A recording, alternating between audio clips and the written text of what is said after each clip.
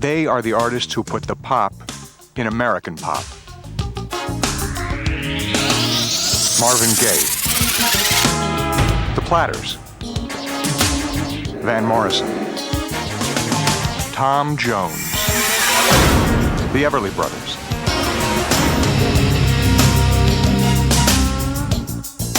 Ray Charles, Dionne Warwick, Jose Feliciano, Willie Nelson, James Brown. This is the series that goes backstage and tells the stories of those who entered the recording studio and created gold. This is Music Legends, and you've got a seat at front and center.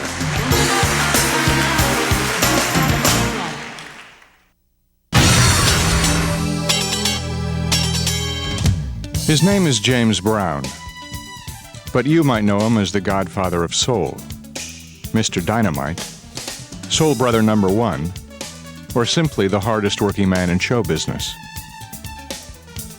To know his life is to know his music, and to know his music, you have to know the times surrounding his phenomenal rise within the ranks of pop, rock, and R&B. His core sound goes back to the days when die-hard blues met up with top 40 rock. And many will claim that if it wasn't for James Brown, the two of them may never have met. James Brown was, and still is, something of a one-man genre, defying categorization as he continues to create and perform at a very unique and singular level. To phrase it without overstatement, he's an icon without peer. Just as James Brown was truly arriving onto the scene, another legend was asked about how to categorize a new style such as the sound that was then being ushered in by singers like Brown. This is what Duke Ellington had to say about the history of American pop and the music of that moment. The Negro has had a major influence on the total culture of America, which, of course, as I say, in American music is the greatest influence on the world. But I think the music situation today has reached a point where it isn't necessary for categories. I think that what people hear in music is either agreeable to the ear or not. And if this is so, if music is agreeable to my ear, why does it have to have a category? I don't see the reason. I mean, either it sounds good or it doesn't, you know. I mean, if you say, for instance, the whole thing depends upon the performance anyway. I mean, you can take probably the most trite of all of the things that people are complaining about, you know, and you give it to one of the great artists, you know, like Sinatra, Fitzgerald, Eckstein, you know, or something like that, and you probably get a gem of a performance. As the great Ellington spoke those words, James Brown was conquering the worlds of both live performance and record sales. And today, this many decades later, he's still strong, leading a following that knows every aspect of his long and amazing career. Now, through the voices of 9 individuals who are both fans and experts alike, Music Legends takes a look at a man who has influenced every pop singer who came after him. These are the trials, the tribulations, and the triumphs of a national treasure. This is Music Legends' view into the life and times of James Brown. James Brown, the godfather of soul. Somehow that's not hype. It's not an overstatement. It's just fact. In popular music, every poll you see, you'll find the Beatles, Elvis, and James Brown in the top 3. Always. There's just not enough time here to talk about all of the accomplishments of James Brown. I think only Elvis Presley has charted more pop singles than James Brown. As amazing as his career is, his personal life is just as amazing. The story of James Brown is one of those great American success stories. He was born in 1933 in South Carolina. His dad was a very poor guy who pumped gas for a living at a filling station. In a little town called Barnwell. His parents separated by the time James was 4. However, it worked out. He had nobody to live with other than his aunt. His aunt lived in Augusta, Georgia. 4-year-old James grew up in a brothel because that's the business his aunt was in. He wasn't a great student. He dropped out before 8th grade.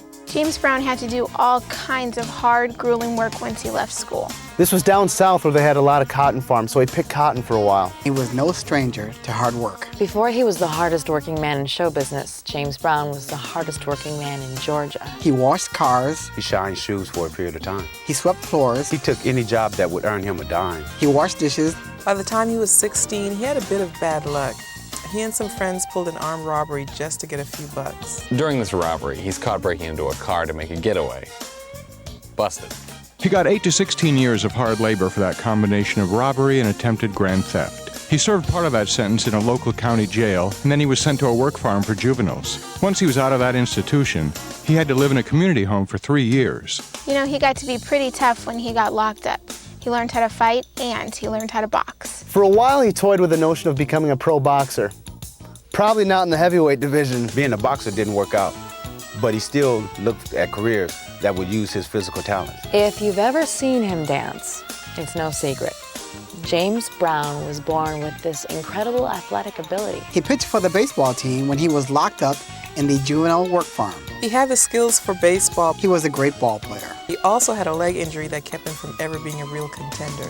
When he used to pitch for the prison team, he'd play ball against a guy named Bobby Bird. Once James was on the outside, he kept in touch with Bobby Bird. They became good friends. They hit it off because James was starting to discover his own singing abilities, and Bobby was a good pianist. Since they were both out of work and looking for some kind of direction, they started playing in bars. James Brown, he would sing and dance, and Bobby would play the piano, and they did gigs all over Georgia. A talent manager named Clint Brantley saw their act and he signed the two of them. Clint managed Little Richard at the time. He could see the potentials in James Brown. Now that he represented James Brown and Bobby Bird, Clint Brantley sent them to a club in Macon, Georgia. They played at a place called the Two Spot Nightclub in Macon. The pay was so low, Brown had to have a day job as well. He worked at a place called Lawson's Motor Company during the day, and then he'd work at the club at night. Musically, he didn't just work on his own back then. He also worked as a sideman for other acts of the club. He had talents that went beyond singing. James taught himself to drum and play organ at the Two Spot nightclub. That club had a good house band called Four Steps of Rhythm and the Gospel Starlighters. James played with these guys. Four Steps of Rhythm and the Gospel Starlighters had a leader by the name of Bill Johnson. Bill Johnson had James Brown work as both a drummer and an organist with the clubhouse band. Bill liked James Brown. These little clubs back then played a strange mixture of both hard-drinking blues numbers and gospel church music. If you look at both the times and the location, it's quite understandable that rhythm and blues and gospel mixed together. This was a poor, hard-working community.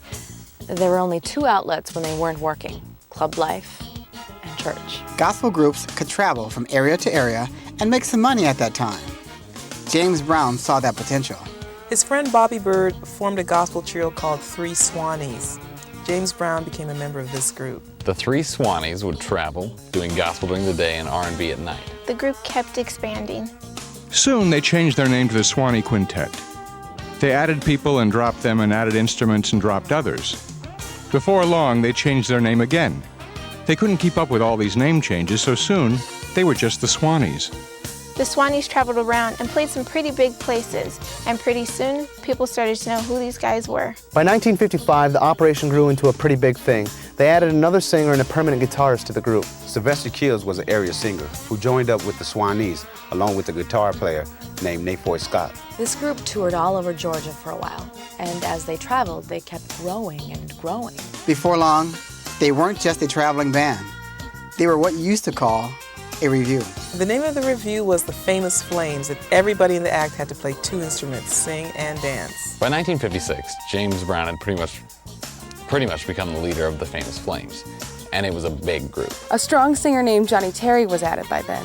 When James was the leader, they still had Keels doing some vocals and Scott on lead guitar, as well as a pair of saxes. They had two lead sax players, Wilbert Smith and Ray Felder. Their bass player was a guy named Clarence Mack, and their drummer was Edison Gore. The Famous Flames started to get a real name around the state, and a label called King Records caught their act. In April of '56, King Records put out a single of Please, Please, Please.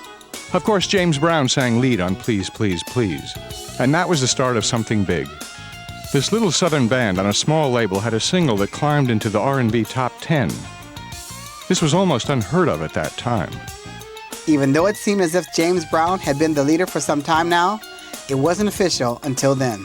Like any band, there was always disagreement about who the top dogs were, and James Brown always liked disagreement. This rhythm and blues review had a lot of singers, and James Brown didn't sing lead on every number. He made it clear. In case anybody didn't know before that, James Brown was the frontman and the leader of the Famous Flames. But it was a long time before they had another hit record. By 1958, King Records was ready to drop them from their label if they couldn't come up with another hit, and soon. In September of '58, the Famous Flames released a single called Try Me, and King Records was pretty happy with that. Try Me was a hit on the overall charts and R&B charts. And played from Los Angeles to Eastern Europe. Many people would say that the success of Try Me was the real and exact moment when James Brown became a star. He played with the Famous Flames for the next few years, but as time went on, you heard more about James Brown. James Brown of the Famous Flames. That was pretty much the billing from the moment that Try Me hit the charts. James rode out the 50s as a singer who was original and innovative and getting bigger all the time. A real turning point was in October of 1962, when he played the Apollo Theater in New York City. He asked his record label to make a live recording of this concert. Sid Nathan ran the label, and Sid didn't see the wisdom in paying for a live recording. But James Brown had ideas of his own. James Brown had his heart so set on this live record being made, he took his own money and paid for it himself. The James Brown recording live at the Apollo made him a legend overnight. To this day, people still think of the star-making magic of the Apollo just because of that night. He was already a star. This made him a god. He was still calling his backup band the Famous Flames, but there were a lot of changes by then. A sax player named J.C. Davis was the official music leader of the Famous Flames, and he kept the band sounding tight. The sound of the band on the Live at the Apollo album is part of what made that record such a landmark event. Along with his band, it was as though James had redefined what rhythm and blues would be from that point on. It was about more than records. Because of that album, people now had real expectations regarding live performance. With Live at the Apollo, Brown raised the bar for live rock and R&B. Artists now had to deliver, like James Brown. By the summer of '63, the album had entered the pop charts, and that was the amazing thing, being he was considered R&B. When the British invasion was starting to hit in the early '60s, he really came to symbolize American pop music. As big as the Beatles were then, even they couldn't argue that when it came to real soul, the U.S. was the place. The Beatles had borrowed from Elvis, and everybody knows that Elvis had borrowed from black artists down south. With James Brown, you finally had an artist of color breaking into the pop world and staying totally true to his sound. There were black pop artists before James Brown. Chuck Berry, Little Richard, Nat King Cole, Fats Domino. But before Brown, there was never anybody committed to blues and soul music that could take it to the masses like this.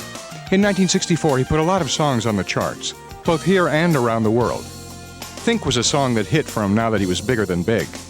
Night Train was another number that made it to the charts. Prisoner of Love was one of those hits that showed his wild brand of emotion, the kind that drains him when he performs. When he would do those ballads of his, the ones where he was completely crazy with emotion. Everyone has probably seen this thing he does. He did it on the Ed Sullivan Show years ago, this weak emotion routine. That's a show to watch. Some will say it is the greatest thing to witness. When he gets so broken up over a song, he falls to the stage. It's been called the eighth wonder of the world, probably because it's both so entertaining and so completely fulfilled. His fans claim it's not an act when he drops to the floor with emotion. Not when you hear how he gets there. He does seem to wilt to the stage because there's nothing left. There are no emotions left to give. All he can do now is break down. For many, the best part is when one of his men comes out with a king's cape and drapes it around him. Brown's man takes this royal cloak and wraps it around poor King James, trying to console him. But he's inconsolable. There have been many nights when it takes a lot of his band to get him off the stage because he's so broken up by the experience. Many men helping this one individual who seems to have the power of 10 tornadoes. And then there's always the moment when the emotion shifts, just as this distraught man is leaving the stage. And somehow, for whatever reasons only James Brown can know, he throws the cape and runs back to the microphone. It's as though he found the strength again to sing about this girl or this love. And he just had to come back. He rushes back to the microphone, but after a few words or screams, he's back on the floor. So his man returns with another comforting cape and tries to get him off the stage yet again. His fans to this day still want to see that scene. It's become a signature act at a Brown concert. My guess is that it originated from something real. You can't sing with that much emotion and that much heart and not have some truth behind the falling down routine of his. Now, as far as having to comfort him with a king's cape, well, that's all showbiz. Still, he does deserve that cape. Getting back to the early 60s, you couldn't get the live Apollo album off the charts. Live at the Apollo was the first pop album to sell over 1 million copies. Pure Dynamite was another album that wouldn't go away. That album even gave him one of his many famous nicknames. He was called Mr. Dynamite after Pure Dynamite came out. He liked that nickname and he used to explain it to people. The Dynamite label wasn't just about excitement associated with TNT. To his African-American fans, Dynamite was about exploding out of the black music ghetto. During this time of Mr. Dynamite, this is when he had some of the biggest hits he would ever have. Papa's Got a Brand New Bag was in that time period. That song's as solid as the earth itself. He had an across-the-board #1 hit with I Feel Good, which was actually titled I Got You. I Feel Good has probably been played more than the national anthem. It's a man's world. For years, people have debated up and down about just what the song meant. Cold Sweat made it to #4 on the pop charts in America back when it first came out. I Got That Feeling made it into the top 10, but then he had, man, I don't know how many top 10 hits. Say It Loud, I'm Black and Proud, another James Brown hit that was perfectly of its time. Mother Popcorn climbed to #7 during the years when it seemed like the Beatles simply owned the top 10. In 1966, his best-selling album was I Got You. In 1968, I Can't Stand Myself was his big album. It was around that time that he got the Grammy. And that was when Grammys were starting to really mean something. By the late 60s, he had awards. He had one hit song right after another, one hit album after another. He was seeing a lot of money just before the 70s, and he really loved spending it. He got himself a private jet. He had a chain of restaurants for a while. He had a villa. He had his own music publishing house. He went out and bought 4 radio stations. And that was a very smart move for an artist with his knowledge and power. He built a castle for himself, complete with a moat. It looked like he was a bit carefree with his money early on, but if anybody earned it, he did. When other stars saw how much he worked, they couldn't believe it. He also toured and played live more than any other star act of his day. It was the people in show business who nicknamed him The hardest working man in show business. The hardest working man in show business name came because he played live 300 out of 365 days of the year. With that work ethic, it didn't take long for James Brown to become a role model in the world of pop music. Actually, he transformed popular music. He brought gospel sounds into pop. He brought jazz sounds into pop. He kept getting nicknames, one after another. He's been the godfather of soul for years. He was really the godfather of funk as well. There's an irony here with the way James Brown brought funk to the forefront. Irony because of how his band actually broke up. George Clinton was an artist who idolized James Brown. Just as James Brown was at the peak of his powers, George Clinton came along and started this whole funk movement. People credit George Clinton as being one of the fathers of funk. George Clinton would be the first to admit that most of what he brought to funk, he got from James Brown. When George Clinton broke onto the scene, he ended up getting many of James Brown band members to leave James Brown. Clinton had a band called Parliament and a band called Funkadelic. Men in these bands used to play with Brown. Maceo Parker, Fred Wesley, Bootsy Collins. These were key members of James Brown's band for a long, long time. Well, when Collins and Wesley and Parker left James to join up with George Clinton, well, some say this was the start of the end. He had more hits after the exodus of players, but the vibe was never the same again. It does remind you of how fragile those sounds are. You can have a legendary frontman, but if you take away the E Street Band or the Stones away from Mick, who knows? When so much of his band changed, it hurt James Brown personally, but it's not like the press or his fans noticed. By the time the whole Clinton thing came and went, he was already an American institution. At the end of the 60s, Look magazine called him the most important black man in America. By 1969, he was something of a political figure. He fought against drug abuse. He fought for the ideas Martin Luther King fought for. In the 70s, he had hits like It's a New Day, Superbad was another hit of that era. The titles alone were so cool. Brother Rap, Good Foot, Hot Pants, My Thing, Make It Funky. Payback, I Feel Like Being a Sex Machine. In 1970, he not only had a lot of funky hits, Black Caesar. he also got married to a woman named Deidre Jenkins. The hits and the good times seemed to be there in the early 70s, but by the middle of the decade, things changed. Around 1975, somewhere around that year, he got hit with one bad thing after another. It was a real bad time to be James Brown. The IRS. The IRS gave him a bill for back taxes that added up to $4.5 million. The radio station scandal. He was involved with a bribery scandal that had to do with a radio station.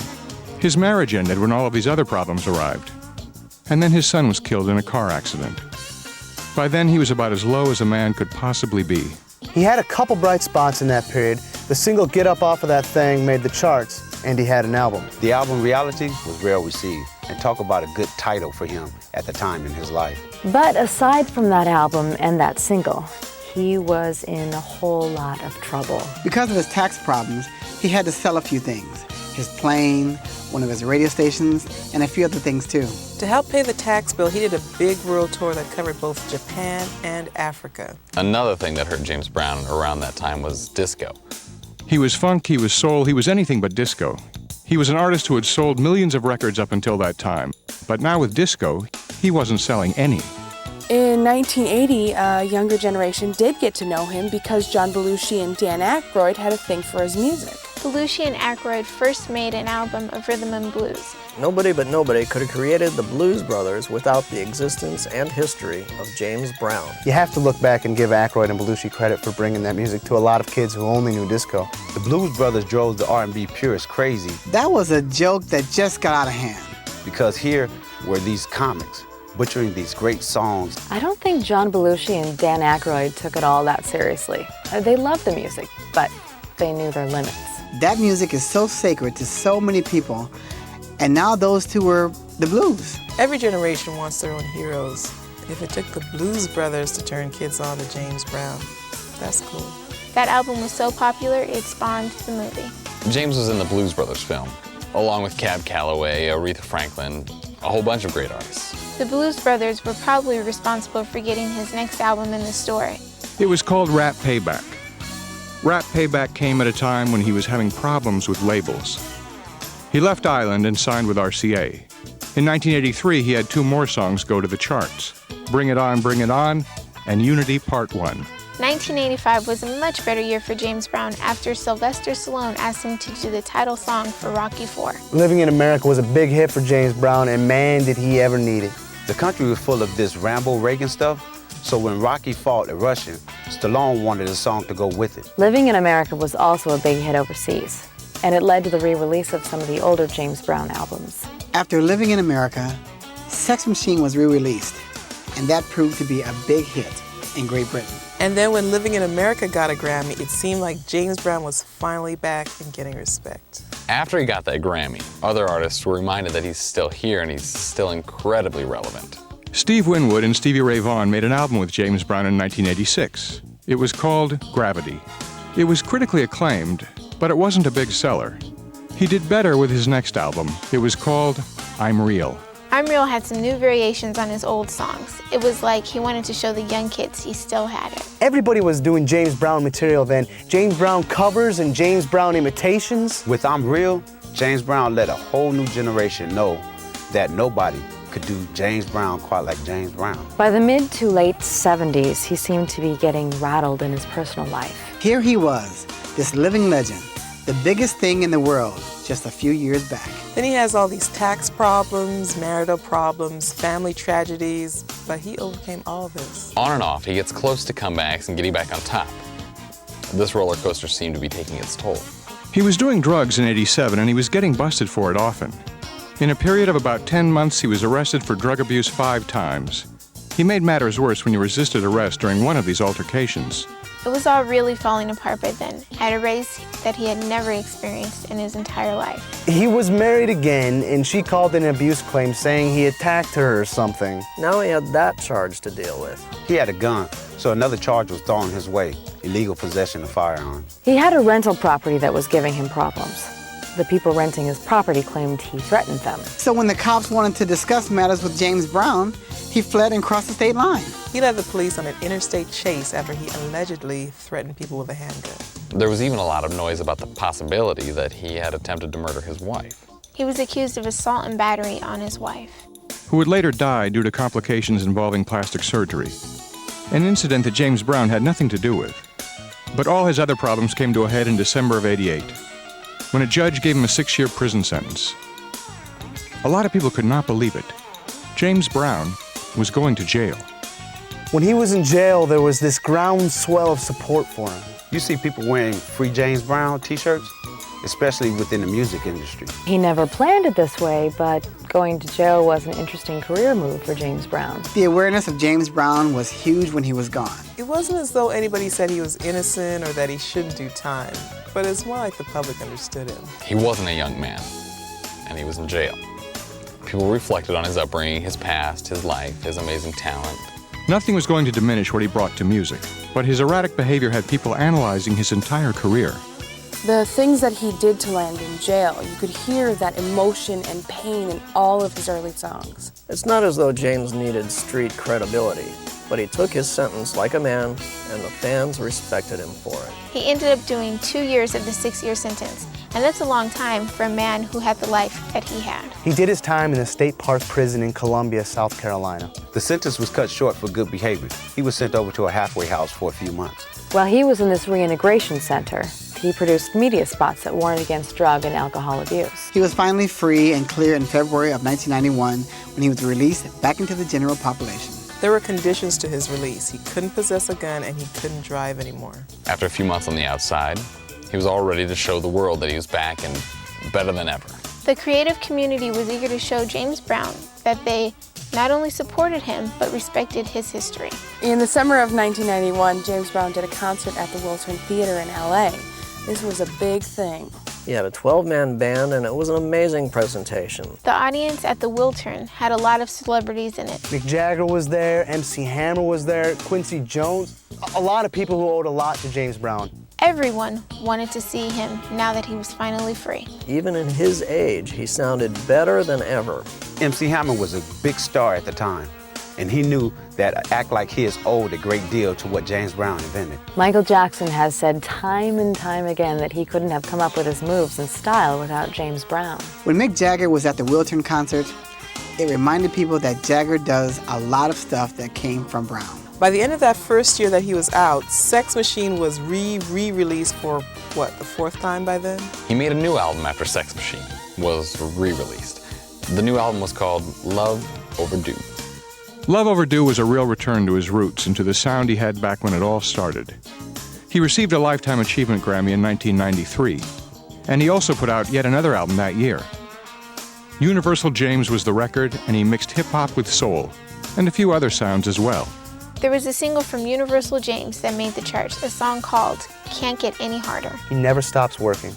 In 1998, he put out an album called I'm Back. I'm Back was a great title for the album in '98, but to a lot of people, he didn't need to say it. He never went away. It's impossible to look at his career without looking at this wild personal life of his. It goes hand in hand. James Brown is one of those examples of how genius can't be planned or engineered or created. It just is. He's one of those raw nerves that can't be explained or analyzed or certainly duplicated. Impossible. Now, after all is said and done, it's clear that James Brown is one of those artists that you really don't need to talk about. You simply have to listen to him.